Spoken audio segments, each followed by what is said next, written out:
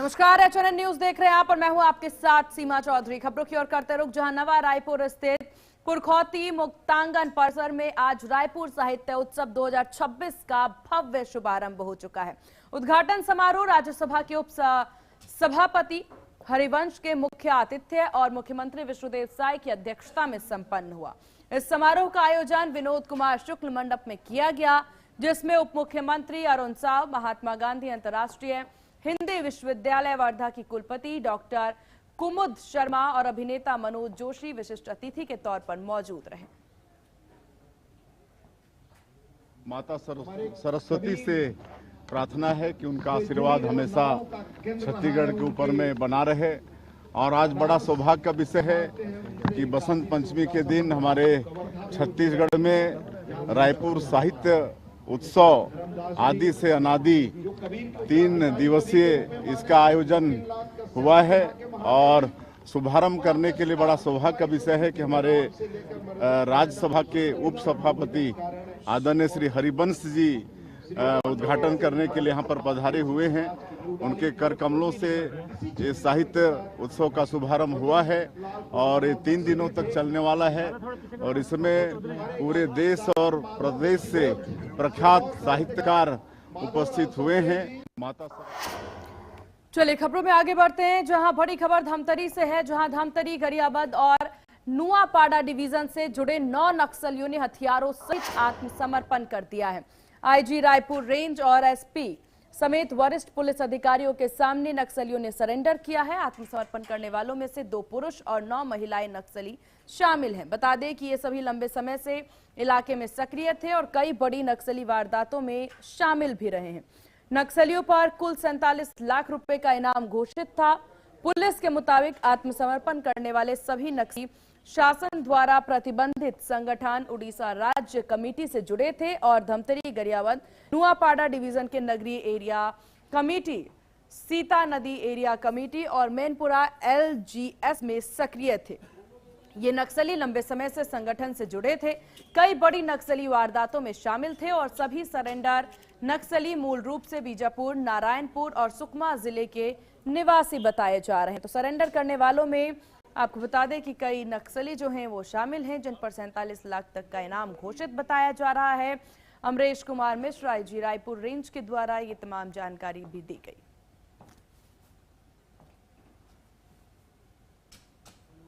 तो धमतरी में 11 नक्सलियों ने सरेंडर किया है, तो ये बड़ी जानकारी आपको दे दे। धमतरी में 11 नक्सलियों के द्वारा सरेंडर किया गया है। नक्सलियों पर 47 लाख का इनाम घोषित था, जहां इन तमाम नक्सलियों के द्वारा सरेंडर किया गया। आपको बता दें ये पहली दफा नहीं है, इससे पहले भी कई नक्सलियों के द्वारा जो है आत्मसमर्पण किया गया। और इसके साथ ही यहां पर आत्मसमर्पण करने वालों में 2 पुरुष और 9 महिलाएं नक्सली जो हैं वो शामिल हैं। ये सभी लंबे समय से इलाके में सक्रिय बताए जा रहे थे, कई बड़ी नक्सली वारदातों में ये शामिल बताए जा रहे हैं। नक्सलियों पर कुल 47 लाख रुपए तक का इनाम घोषित था। पुलिस के द्वारा बताया गया कि आत्मसमर्पण करने वाले सभी नक्सली शासन द्वारा प्रतिबंधित संगठन उड़ीसा राज्य कमेटी से जुड़े थे और धमतरी, गरियाबंद, नुआपाड़ा डिवीजन के नगरी एरिया कमेटी, सीता नदी एरिया कमेटी और मैनपुर LGS में सक्रिय बताए जा रहे हैं। नक्सली लंबे समय से संगठन से जुड़े होने की बात सामने आ रही है, कई बड़ी नक्सली वारदातों में शामिल रहे हैं। सभी सरेंडर नक्सली मूल रूप से बीजापुर, नारायणपुर और सुकमा जिले के निवासी बताए जा रहे हैं।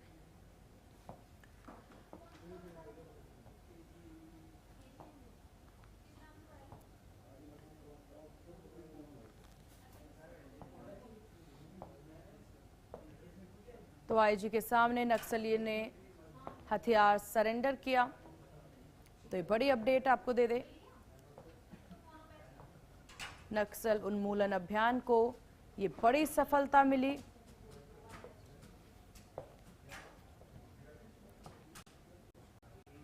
और विषय पर ज्यादा जानकारी के साथ संवाददाता जितेंद्र साहू फोन लाइन पर हमारे साथ। 9 नक्सलियों के 9 पुरुष और माना जा रहा है कि कई महिलाओं के द्वारा यहाँ पर सरेंडर किया गया है, क्या कुछ जानकारी से लेकर?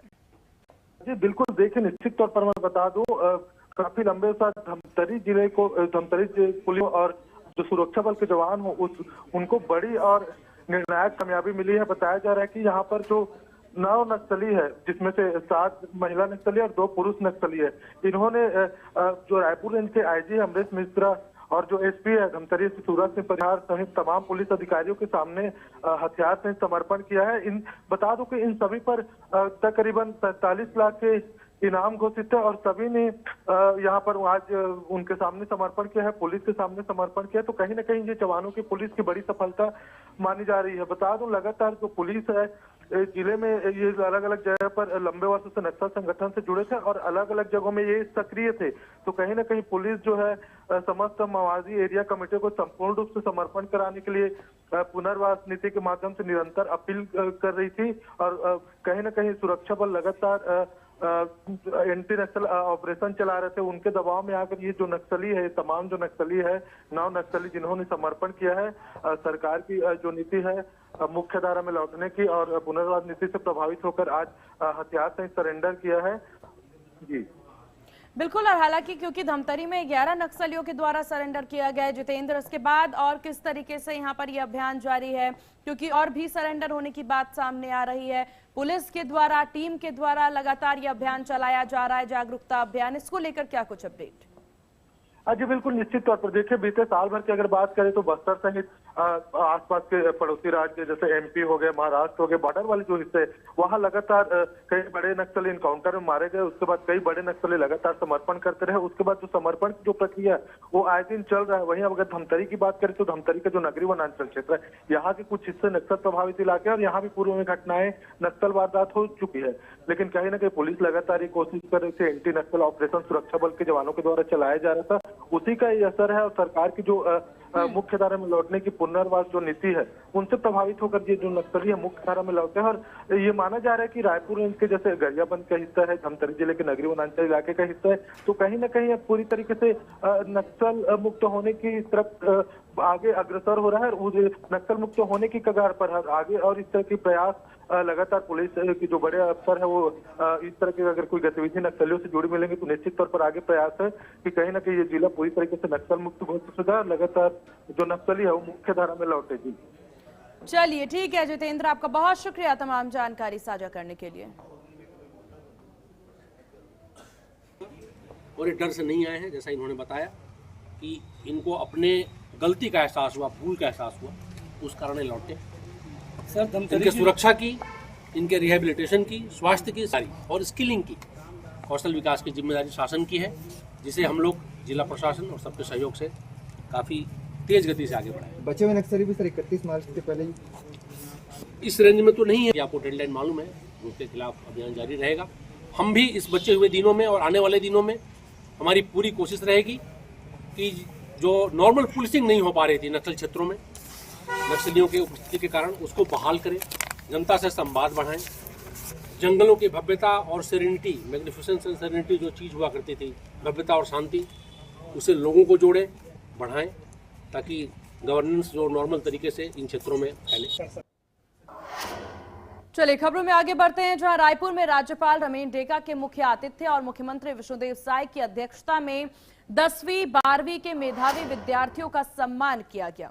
लोक भवन के छत्तीसगढ़ मंडपम में आयोजित समारोह में 239 टॉपर्स को प्रशस्ति पत्र, मेडल और 1.5 लाख रुपए की सम्मान राशि दी गई। मौके पर राज्यपाल ने विद्यार्थियों को आगे बढ़ने की प्रेरणा दी। मुख्यमंत्री ने उन्हें प्रदेश और देश का भविष्य बताया। साथ ही शिक्षा मंत्री गजेंद्र यादव ने कहा कि यह प्रोत्साहन छात्रों को उत्कृष्ट प्रदर्शन के लिए प्रेरित करेगा। प्रदेश के, देश के भविष्य है, आप सब लोगों के कंधे में हमारे प्रदेश और देश का भविष्य टिका हुआ है, इसलिए बहुत बहुत शुभकामनाएं हैं। अच्छे से पढ़ाई करिए और आगे बढ़िए।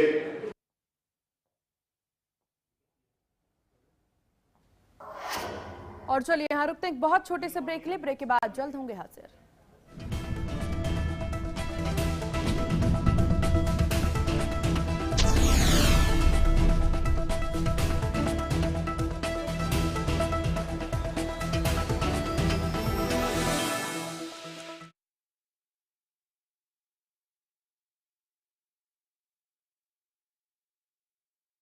गोल्डी हिंग का तड़का लगे तो सभी दबा के खाते हैं। गोल्डी हिंग, कण कण में जान। क्या आप जिम जाते हैं, कसरत करते हैं, फिर भी आपकी सेहत नहीं बनती? काजू बादाम किशमिश मेवे प्रोटीन के डिब्बे खाते हैं फिर भी कुछ असर नहीं होता? तो इसका मतलब है आपका पाचन तंत्र खराब है। और जब तक के पाचन तंत्र दुरुस्त नहीं होगा, आप जितना मर्जी अच्छे से अच्छा खा लो, आपकी सेहत नहीं बन सकती। इसलिए हमारी संस्था सन्यासी आयुर्वेदा ने एक ऐसी दवा का निर्माण किया है जो कि आपके लिवर, आपके पाचन तंत्र को दुरुस्त करने का काम करती है, ताकि आप जो भी खाएं उसका पूरे का पूरा निचोड़ आपके शरीर को लगे, आपकी भूख बढ़े, खाया पिया सही से लगे, नया खून बने, हड्डियों में जान आए, वजन बढ़े और आप मोटे तगड़े खूबसूरत पर्सनैलिटी के मालिक बन जाएं। सिर्फ 655 रुपए की पूरे 1 महीने की दवा होती है और आप इसे घर बैठे 011-45454545 पर फोन करके दवा मंगवा सकते हैं। जब हर तरफ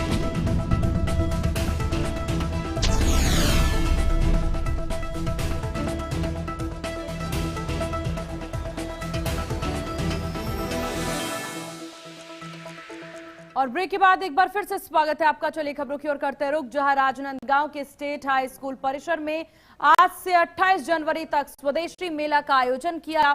मेले का उद्घाटन लोकसभा सांसद संतोष पांडे ने किया और विभिन्न स्टॉलों का निरीक्षण कर स्वदेशी उत्पादों की सराहना की। मेले में देश भर से आए कारीगर व्यापारी अपने स्टॉलों के माध्यम से हस्तशिल्प, पारंपरिक और घरेलू उपयोग के उत्पाद प्रदर्शित कर रहे हैं। प्रधानमंत्री नरेंद्र मोदी के स्वदेशी अपनाओ, आत्मनिर्भर बनो संदेश को आगे बढ़ाते हुए यह मेला स्थानीय कारीगरों और आम जनता के लिए व्यापार और सांस्कृतिक मंच का काम कर रहा है। मेला से ही आत्मनिर्भर भारत की ओर हम बढ़ रहे हैं और आज से नहीं, अपितु जब भारत पराधीन था, महात्मा गांधी जी, पंडित दीनदयाल उपाध्याय, दत्तोपंत ठेंगड़ी, सबने स्वदेशी का आह्वान किया और स्वदेशी एक ऐसा मूल मंत्र है, इसी रास्ते पर देश आगे बढ़ सकता है और अपने गौरव को प्राप्त कर सकता है। हम सब जानते हैं कि जिस प्रकार से स्वदेशी का प्रदर्शन ऑपरेशन सिंदूर के समय हुआ, हमारे मिसाइलों का, हमारे ड्रोन का, हमारा पूरा देश उस पर गौरवान्वित है। चलो, स्वदेशी केवल नारा नहीं है, बल्कि स्वदेशी प्रतीक है आत्मनिर्भर भारत का, स्वदेशी प्रतीक है आत्मनिर्भर भारतीय समाज का, स्वदेशी प्रतीक है आत्मनिर्भर परिवार का। और इसी से ही राष्ट्र प्रेम की भावना जागृत होती है।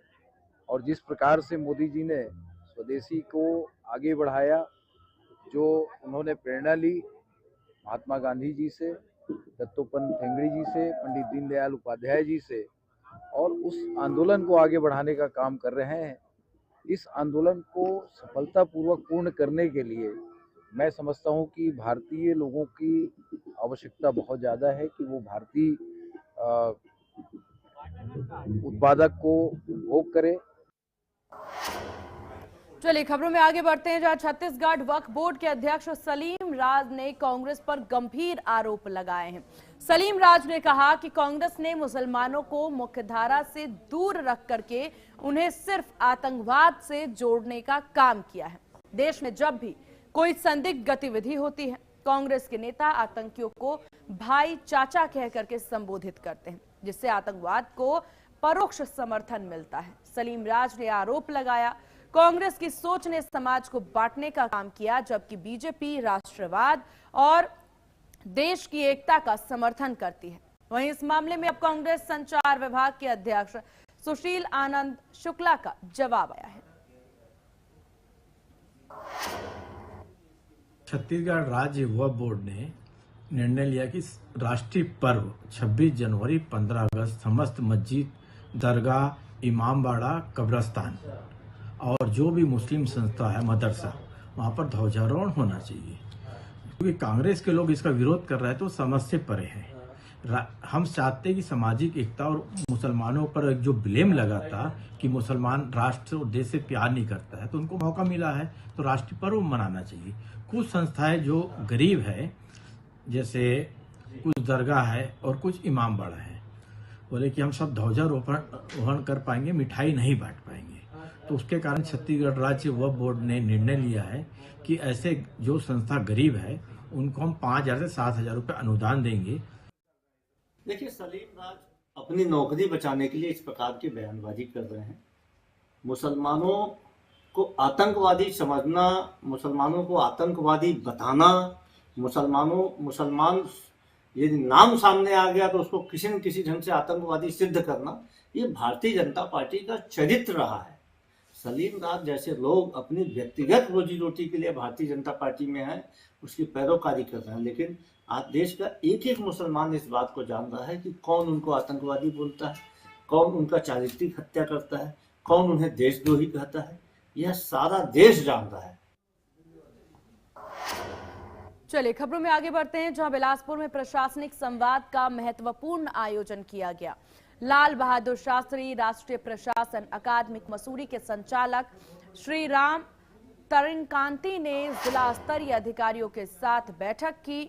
जिला कार्यालय के मंथन सभा कक्ष में हुई इस बैठक में फ्लैगशिप योजनाओं के प्रभावी क्रियान्वयन और विकास कार्यों की प्रगति पर विस्तार से चर्चा की गई।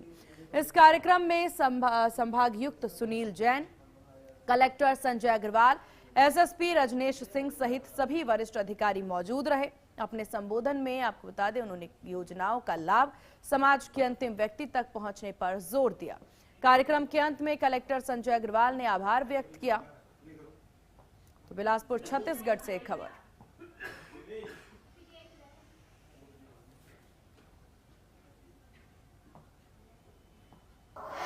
चलिए खबरों में आगे बढ़ते हैं, जहां प्रदेश कांग्रेस कमेटी ने मंडल अध्यक्षों की संबोधित सूची जारी कर दी है और कहा पहले जारी सूची में बड़ी चूक सामने आई थी, जहां पर इंदागांव मंडल अध्यक्ष पद की जिम्मेदारी दिवंगत रुपेंद्र सोम को दे दी गई थी। कांग्रेस पार्टी संगठन सृजन के माध्यम से मंडल अध्यक्ष का सूची तैयार की थी और वो रिपोर्ट जमा हो चुका था। सूची निकलने में थोड़ी सी विलम्ब। लोरमी ब्लॉक के ग्रामीण बेजा कब्जा हटा करके तालाब निर्माण की मांग को लेकर के जिला कलेक्टर पहुंचे। ग्राम पंचायत भाटा के सरपंच अश्विनी बघेल और जनपद पंचायत के सभापति मदन चंद्राकर के नेतृत्व में बड़ी संख्या में ग्रामीणों ने प्रशासन को ज्ञापन सौंपा।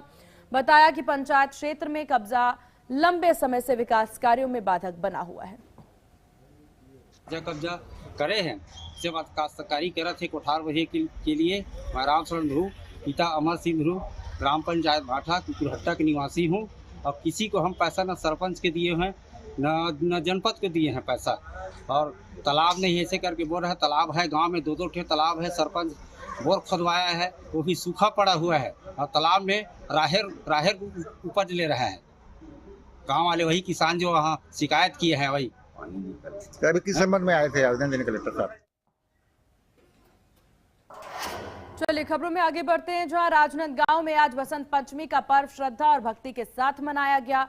शहर के प्रसिद्ध गायत्री मंदिर में हवन पूजन का भव्य आयोजन किया गया, जिसमें बड़ी संख्या में श्रद्धालु शामिल हुए। इस दिन ज्ञान, विद्या और बुद्धि की देवी मां सरस्वती की पूजा का विशेष महत्व होता है। बच्चों ने अपनी किताब की पूजा कर शिक्षा में सफलता, उज्जवल भविष्य की कामना की। मंत्रोच्चारण, भक्ति संगीत और पीले वस्त्रों में सज्जित बच्चों के साथ पूरा वातावरण भक्तिमय रहा। गुरुदेव हमेशा कहा करते थे, शक्तिपीठ जन जागृति का केंद्र बनेगा। आज आप ये जो यहाँ पे अपार लोगों का मेला जो यहाँ देख रहे हैं, जो भक्तों का मेला रेला यहाँ पे है, यहाँ पे सारे संस्कार फ्री। हमारे जो गायत्री परिवार के संस्थापक हमारे परम पूजनीय गुरुदेव श्री रामाचार्य शर्मा जी को आज उनके गुरु का दर्शन हुआ और उनका प्रत्यक्ष वो उन्होंने उनसे मिले और आज ही उनको ज्ञान प्राप्त हुआ और उस दिशा में उन्होंने आगे बढ़ने की प्रेरणा दी। और ये चूंकि गुरेला पेंड्रा मरवाही में ग्रामीण आजीविका मिशन बिहान के तहत कार्यशाला का आयोजन किया गया।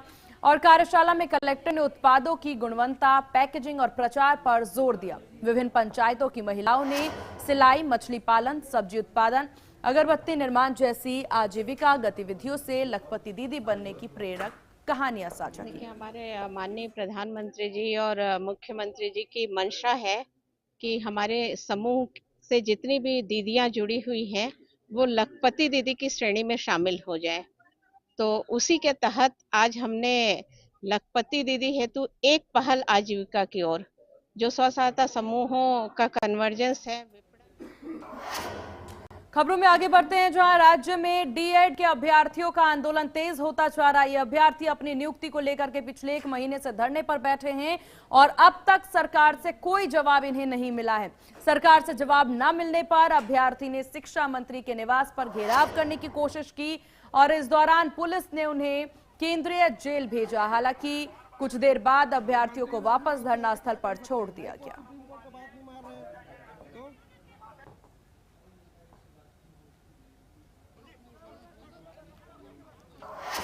खबरों में आगे बढ़ते हैं, जहां जसपुर के सोनक्यारी क्षेत्र में ग्राम सरडीह में 20 जनवरी को मिली शव गुत्थी पुलिस ने अब सुलझा ली है। मृतक रामचंद्र दास की पोस्टमार्टम रिपोर्ट में मृत्यु का कारण हत्यात्मक पाया गया है। पुलिस ने मामले में आरोपी सुबोध बेग को गिरफ्तार किया।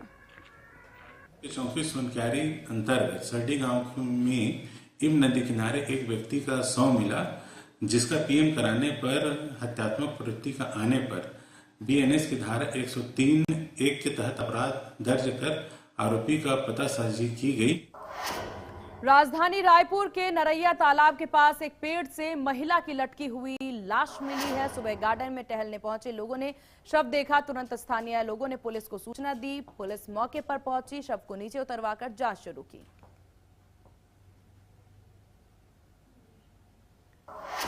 बलरामपुर के राजपुर वन परिक्षेत्र में 2 ग्रामीणों पर जंगली भालू का हमला, जहां पर बताया जा रहा है कि दोनों ग्रामीण जो हैं वो भैंस चराने के लिए जंगल गए थे, तभी झाड़ियों से अचानक भालू ने उन पर हमला कर दिया।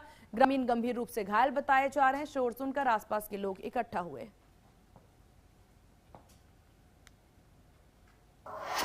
बेमित्रा में धान खरीदी की समय सीमा को लेकर के सियासत काफी तेज है। जिले में 15 नवंबर से धान खरीदी शुरू हो गई थी और अब अंतिम पड़ाव पर है, लेकिन अभी भी हजारों किसान अपना धान बेचने के लिए कतार में हैं। और इन्हीं खबरों के साथ इस बुलेटिन में बस इतना ही। बने रहिए HNN न्यूज के साथ। नमस्कार।